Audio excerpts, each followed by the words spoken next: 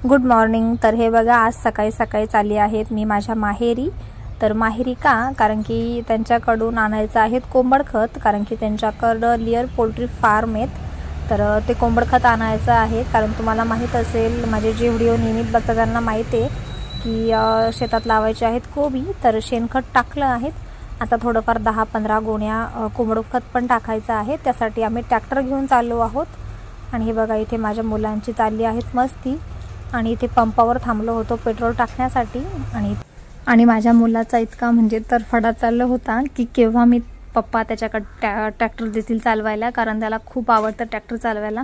पण मला कसं वाटतं नको, तो अजून लहान आहे, तितक्या लवकर कुठं ट्रॅक्टर चालवायला सांगायचा, पण तो ऐकतच नाही।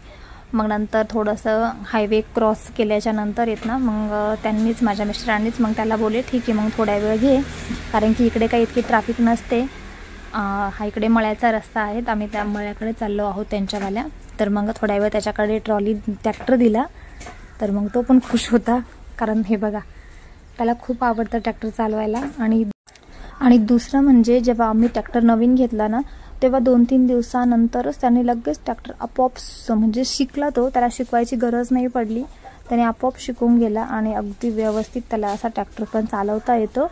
हा थोडी मला भीती वाटते, पण मग असं वाटतं आपण मुलांना प्रत्येक वेळेस असं दाबून ठेवायचं की हे नको करू ते नको करू, मग त्याच्यामुळे मुलांना मग कसलीच सवय लागत नाही, किंवा नंतर मग थोडेसे मोठे झाल्यावर त्यांना मग गाडी वगैरे पण चालवता येत नाही। तर मग असं काही होऊन देऊ नये म्हणून मी त्याला थोडं मळ्यात कुठे गेली तर मग गाडी ट्रॅक्टर 4 व्हीलर अगदी सर्व त्याच्याकडे देत असते, कारण की सवय व्हावी म्हणून। आणि माझे मिस्टरांना आम्ही बसलो आहोत मागे ट्रॉलीमध्ये। आणि ह्या माझ्या वडिलांच्या शेताकडे ना, म्हणजे पोल्ट्रीकडे मी आता खूप वर्षांनी चालली आहेत, कारण की नवीन जेव्हा टाकली होती तेव्हा गेली होती एकदा, पण त्याच्यानंतर वेळच भेटला नाही। तर आज खूप दिवसानं चाललो आहेत, कारण की काय होतं ना, वेळ नाही भेटत जाण्यासाठी, आपल्या संसारामध्ये आपण बिझी असतो त्याच्यामुळे। आणि हे बघा इकडे येत ना खान आहे, खान म्हणजे ज्याच्यामधून म्हणजे खड्डा खोदून दगड काढून त्याच्यापासून खडी वगैरे कच वगैरे तयार केली जाते, तशा इथे खाणे तयार केलेले आहेत आणि त्याच्यामध्ये पावसाचं पाणी साचलेले आहेत। हे बघा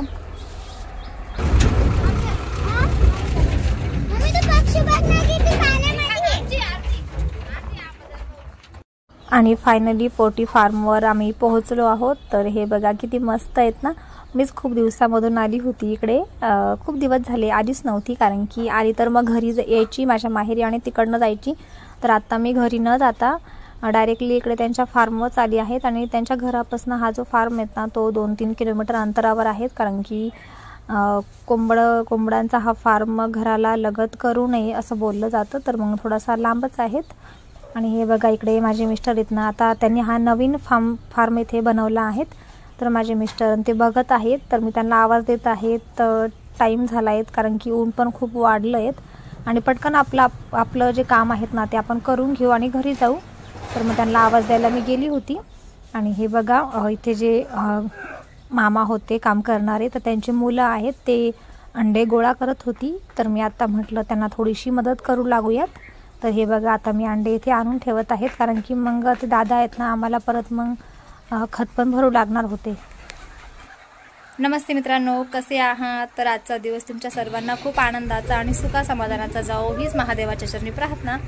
आणि हे बघा आज मी आली आहेत माझ्या माहेरी, म्हणजे घरी न गेली तर त्यांच्या जो पोल्ट्री फार्म आहे त्याच्यावर मी आली आहेत, कारण की आम्हाला खत न्यायचं आहे। हे बघा हे आहेत खत, आणि हे खत आम्हाला भरायचं आहे। आणि तिकडे माझे मिस्टर आहेत ना, ट्रॉली इथे लावत आहेत।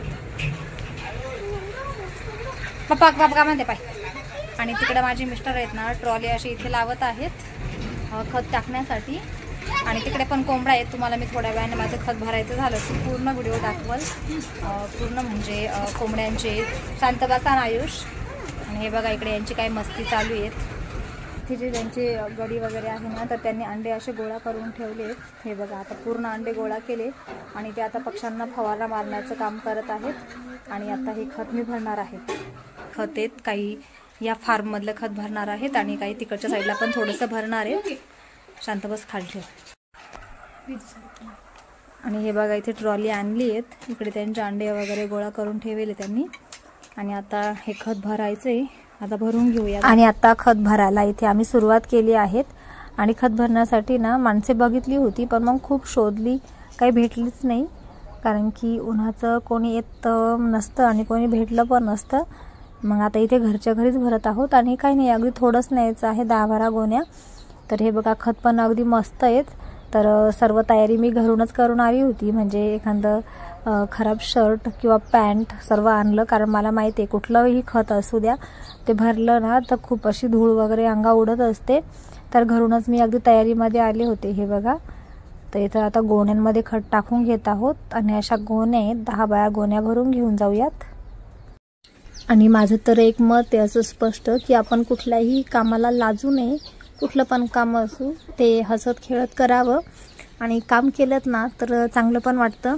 तर मला सवयीत काम करायची सवय पण, म्हणजे लग्नाच्या पहिले काही केलं नव्हतं, पण मग लग्न झाल्यापासून सर्व करत आहेत मी काम. मला आवडतं पण, आपला वेळ पण व्यवस्थित जातो. आणि हे बघा आता मोजून, म्हणजे हे काम आहेत ना खत भरायचं, माझे पप्पा आणि माझा भाऊ आहेत ना ते बोलले खूप कठीण आहे असं तसं. तर मग तसं काही नाही, अगदी आम्ही ह्या सर्व गोण्या आहेत ना फक्त 1 तासामध्ये भरल्या.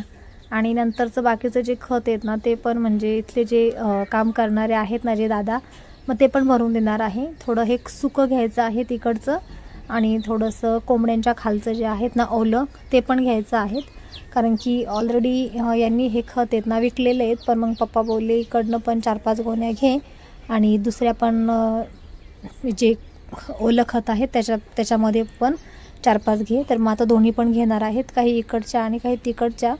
तर हे बघा अशा बॅग भरून याचा दोरींना गच्चा बांधून आम्ही ट्रॉलीमध्ये घेऊन जाणार आहोत. हे बघा इथे दोरी बघत आहेत मी, दोरी आहे की नाही, कारण की मग दोरी जर भेटली तर मग गच्चे बांधून पटपट ट्रॅक्टरमध्ये नेऊन टाकू. आणि या व्हिडिओमध्ये मी व्हॉइस ओव्हर टाकत आहेत माझा, कारण की इथे ना कोंबड्यांचा इतका कसं कुडकुड कुडकुड आवाज येत होता ना, तर त्याच्यामध्ये काहीच ऐकू वगैरे येत नसतं, म्हणजे तुम्हाला नसतं आलं तर मग त्याच्यासाठी. आणि हे बघा इथे आता खत भरून झालं आहेत, म्हणजे ट्रॅक्टरमध्ये सर्व गोण्या किंवा आमचे जे पण कपडे वगैरे होते ते टाकले आहेत. आणि इथे हे बघा, इथे हे मामा राहतात जे पोल्ट्रीवर काम करतात ते. तर मग आता इथे त्यांच्याकडनं मस्त पाणी घेतलं, हातपाय धुतले, फ्रेश झालो आम्ही सर्व. आणि केसांमध्ये ना धूळ गेली होती, तर मग ती धूळ पण येत ना, मग मी थोडीशी अशी पाण्याने धुवून घेतले केस पण. आणि नंतर मग इथे मस्तपैकी केस पण विंचरून घेत आहेत आणि पाणी वगैरे पिऊ.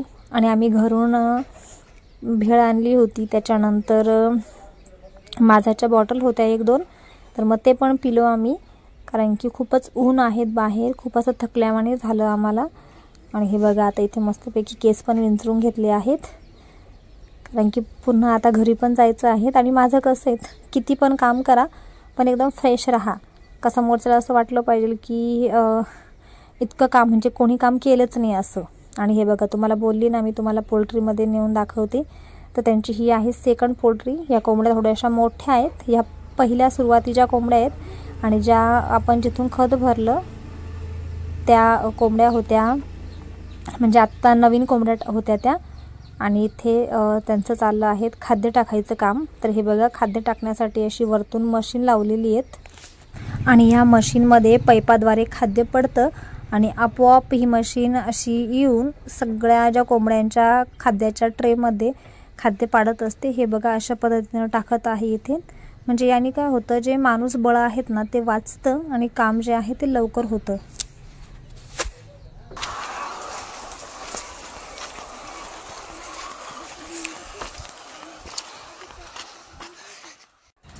आणि इकडे पण बघा हा दुसरा फार्म आहे, त्याच्यामध्ये पण ह्या कोंबड्या वाट बघत आहेत की केव्हा आम्हाला खाद्य टाकतील. आणि आता वाजले आहेत 4, तर 4 वाजता यांचा टायमिंग असतो खाद्याचा. तर सर्व कोंबड्या अशा गागत पण आहे आणि बघत आहेत केव्हा आमच्या याच्यामध्ये खाद्य पडेल. आता त्या फार्ममध्ये खाद्य टाकून झालं आहे त्या मामांचं, आता इकडे पण येतील थोड्या वेळानं ते. तर हे बघा हा बिझनेस आहेत ना खूप चांगला आहे, एक अनुभवानुसार सांगते मी तुम्हाला, कारण की माझ्या वडिलांचाच आहेत. याच्यामध्ये खूप तुम्हाला जास्त प्रमाणात म्हणजे पैसे तुम्ही कमवू शकतात. महिन्याला अगदी 2-3 लाख रुपये तुम्ही सहज कमवू शकतात.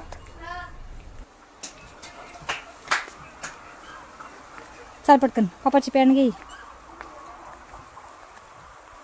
काय राहिलं नाही ना गावी आपलं.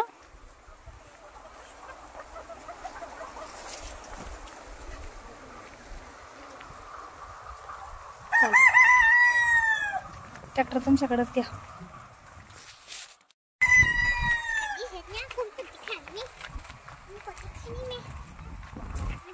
तर आता आमचं खत भरून झालंय आणि आता आम्ही चालू आहोत घरी. हे बघा.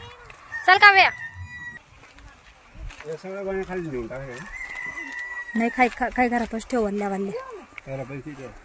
बस मागे जाय ड्रायव्हर आहे. आणि आता चालू आहोत घरी. तर हे बघा आता पाठीमागच्या ट्रॉलीमध्येच बसलो आहोत कारण की पुढे ट्रॅक्टरमध्ये बसायचं म्हटलं ना मग खूप ट्रॅक्टर आदळतो. त्याच्यापेक्षा ट्रॉलीमध्ये काही वाटत नाही आहेत. खाली गोण्या आहे, गोण्यांवर बसायला काहीच वाटत नाही. मग आम्ही पाठीमागेच बसलो होतो. आणि हे बघा माझ्या काव्याचं काय चालू आहेत ना. आणि बाहेर आहेत ना खूप सारं ऊन आहेत. तर झालं असं की मी काही माझ्या मम्मी पप्पांच्या इथे गेली नाही. डायरेक्टली पोल्ट्रीवरनंच आम्ही घरी चाललो आहोत कारण की खूप वेळ झाला आहे. अगदी 4:30 पावणे 5 झाले होते. तर घरी जाऊन पण तुम्हाला माहीत आहेत की माझ्या मागे घरी जाऊन काही गोंधळ आहेत. घरी जाऊन पण गायींचं आवरावं लागतं. तर मग तिकडे काही आम्ही गेलो नाही कारण की मम्मी पण काही घरी नव्हती, ती बाहेर गेलेली होती. तर माझ्या मिस्टरांना म्हटलं मग ठीक आहे चलात परत एखाद दिवशी येऊ आपण. तर मग आता इकडनंच चाललो आहोत. आणि हे बघा हा जो एरिया आहेत ना हा पूर्ण एरिया आहेत साखर कारखाना. म्हणजे इथून ऊसापासनं या कारखान्यामध्ये इतके ऊस येतात आणि ऊसापासनं इथे साखर बनली जाते. किंवा मग जो उरलेला माल आहे त्याच्यापासनं इथे हे बघा मळी बनली जाते. आणि त्याच्यासमोरच हा आहे तिथे बिस्किटचा कारखाना आहे हा. तर इथे पार्लेची कंपनी ही ह्या कंपनीमध्ये पार्लेची बिस्किट तयार होतात. आणि खूप मोठी कंपनी ही आमच्या इथे. हे बघा खूप म्हणजे अगदी खूप वर्षाची कंपनी ही पार्लेची बिस्किटची. तर तुम्हाला म्हटलं तुमच्यासोबत शेअर करावं, तुम्हाला दाखवावं. आणि अगदी रस्त्यावरच आहेत हे बघा. आणि मागे ट्रॉलीमध्ये बसायला ना खूप मस्त वाटत आहेत. आणि ऊन खूप आहेत म्हणून अशा आम्ही दोघींच्या डोक्यावरती ओढणी घेतली आहेत कारण की एकच ओढणी होती, बाकी दुसरं काही साहित्य आणलं नव्हतं आम्ही. आणि आता घरी चाललो आहोत. खूप ऊन लागत आहेत. आणि आमच्या दोघींच्या मस्त गप्पा पण चालल्या आहेत इथे. इकडे काय आहे तिकडे काय आहेत. आणि माझ्या माहेरचं घर, माझी माहेरची माणसं जर तुम्हाला बघायचे असेल तर माझे जुने व्हिडिओ आहे. तर जुने व्हिडिओमध्ये जाऊन तुम्ही बघू शकता माझ्या माहेरचं घर आणि ते. आणि आत्ता नाही वेळ भेटला मला तिथे जायला, पण नंतर जेव्हा पण मी केव्हा येईल तर व्हिडिओ बनवून तुमच्यासोबत शेअर करेल की माझे माहेर कसं आहेत. माझे मम्मी पप्पा सर्व जुन्या व्हिडिओमध्ये आहेत. कोणाला बघायचे असेल तर जाऊन बघू शकता तुम्ही. आणि आत्ता फायनली घरी चाललो आहोत कारण की खूप वेळ झाला आहे आणि थकलो पण खूपच होतो.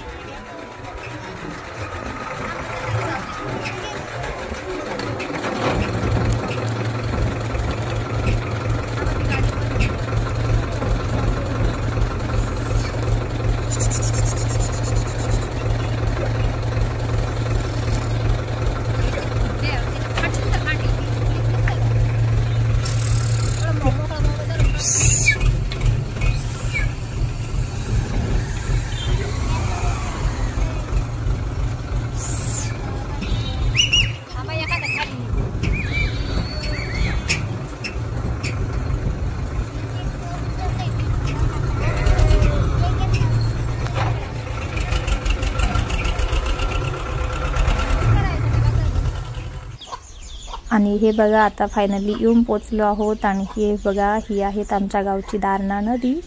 तर नदीच्या साईडलाच आमचं गाव आहेत.